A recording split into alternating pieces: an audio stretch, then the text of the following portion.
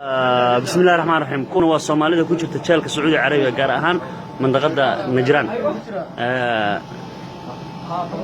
بل وحن الله لنا ظاهر والله ما صنت هاي وحن كم هاي مسؤولين تهجرتوا عن ضم حبيس ويجوا تشالك النجران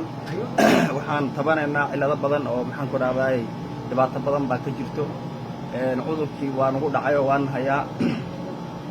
تكليتو dad badan oo waxa jiro jeelka ku waashay oo waxa weeyaan la dilo waxa kale oo jirto dad waxa weeyaan xukun la'aan 7 sano 5 sano iska dhax fadhiyo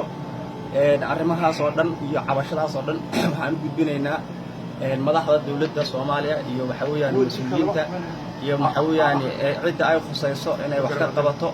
dhalinyaro badan oo Soomaaliyeed baan nahay oo waxa weeyaan meesha ku dhibaataysan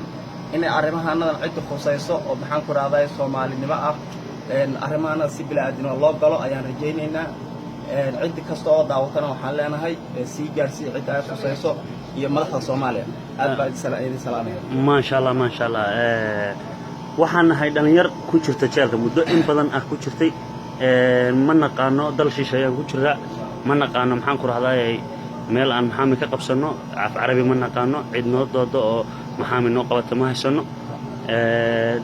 in badan waan soo cabanay waxaana la tabaro inaan kamaradaas ka soo duubno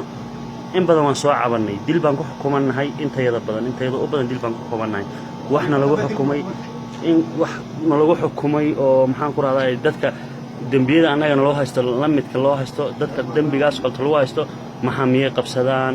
waa intooda badan waa dad carab waa dad maxaan ku raadayay qaabka maxaamil loo qabsaday yaqaana waa dad af carabi yaqaana anaga Soomaali baan nahay ma naqaano qaab meel aan maxaamil umar ma naqaano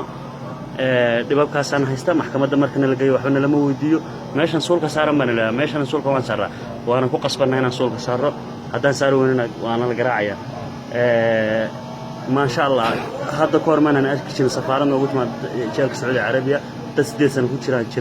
كتيرة أنت الدولة دن محن كراداي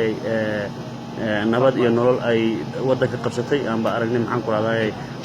سفارة يردقاق دولة نمو أو نسوي رجالي إن كستهم هالمرنوي ماذي وحرمنا عدة كل في هذا الهاي أنا هذا waxaan salaamay dhamaan ummadda Soomaaliyeed dawladda federaalka ugu horeeyay madaxweynaha Cabdullaahi Farmaajo ra'iisul wasaare Khayre waxaan salaamayaa wasiiradda dhalinyarada isboortiga waxaan salaamayaa wiil kale oo sargaal ah oo masaaciday asna dhamaan ummadda Soomaaliyeed xubnaha dawladda ciidamada golaha baarlamaanka wasiirada dhamaan waan salaaminaa horta annaga soo deyn waxaan ka rabnaa ilaahay horta wax soo daaya dawladda federaalka badanaa maxaabiista soo deynaysay intaad idin hadda joogteen madaxweyne Cabdullaahi Farmaajo ujeeda iyo wasaare Khayre maxaabiis badan baa soo deysay taasna waan idin suugaynaa annagana hadana maxaabiista gobolka Najraan ku xiran aad baan waqti badan baan idin suugaynay sidoo Cabdirasaaq sheegay markii la idin doortay oo nin bulshada noo yimid ayaana weyn laga joogo muddo hadda sanada waxa ku jira xabsigan Soomaalida 150 gaarayaan dhamaantood 8% waxaan ku kumanahay dib mar horena oo soo kulmay dil bila macna oo meel loo raac lahayn yani dil leesay ka xukumay dambi aan lahayn iyo dariiq badana Soomaalidu waxay ka soo galeen dariiq la yiraahdo gobolka Najraan yani wadada Najraan iyo xuduuda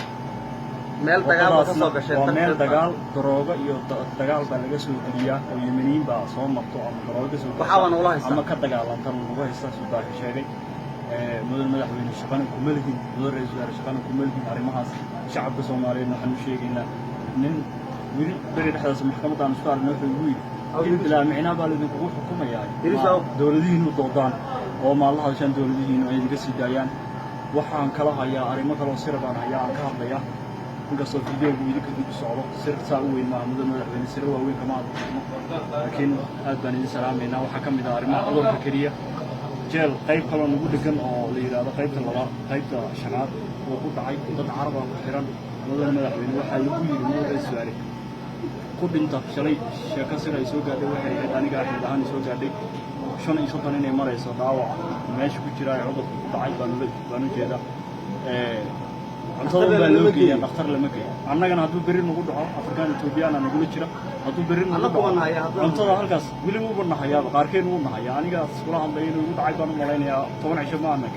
madaxweyne ra'iisul wasaare dhamaan golaha baarlamaanka waan idin salaameynaa meeshan waxaan rabnaa dawlad ahaan baan nagu sii deyn karnaa dowlad ahaan inaad nagu soo deysaan oo meeshaan naga soo deysaan dhammaan hawlahan inaad gashaan sida ugu dhaqso badan way ku dhibaataysan yihiin hadday wasiirada dhalinyarada aragtana waxaan rajaynaynaa inaan maasha allah waan soo gaabinaynaa hadalkan soo gaabinaynaa intan waa in halkan qofad wada degan